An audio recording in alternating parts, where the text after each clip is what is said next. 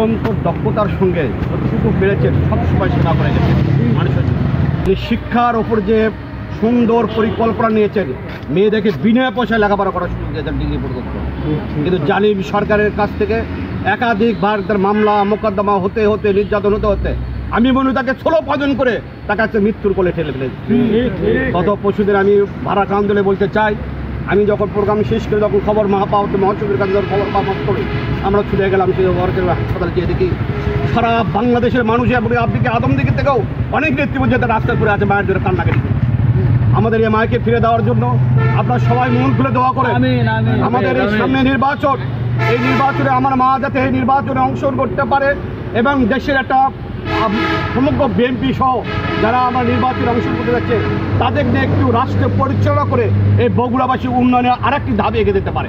আগামী আরও 10 বছর এই নেত্রী যদি দেশে বেঁচে থাকেন বা সরকার ক্ষমতা গঠন করতে পারেন, দেশের সেবায় আসতে পারে, তাহলে বাংলাদেশ যেইখানে 17 বছর থেমেছিল সেখান থেকে আবারও চড়াই উতরাই করে এগিয়ে আসে। আর আমাদের বগুড়া জেলার সেই প্রধানমন্ত্রী টানা তৃতীয়বার অর্জন করেছে দেশের সেরা সুপার ব্র্যান্ড স্বীকৃতি বসুন্ধরা টিস্যু। আমাদের বগুড়া জেলার একটি গর্ব। আমরা বগুড়া জেলা বিগত 17 বছর টুঙ্গিপাড়া আর ফরিদপুরের উন্নয়নের কারণে আমরা চাপও করেছি, এখানে কোনো উন্নয়ন কাজ হয়। তো যে কথা বলছেন যে আমাদের ভবিষ্যতে বিএনপি সরকার গঠন করলে বগুড়া জেলার আমরা কী লাভ পাবো, আমরা বগুড়া জেলার লাভ পাবো এই যা আমরা হারিয়েছি এই 17 বছর, সেইটা পূরণ হলেও অনেক লাভ। দল ধর্ম নির্বিশেষে সবাই অধীর অপেক্ষায় রয়েছে।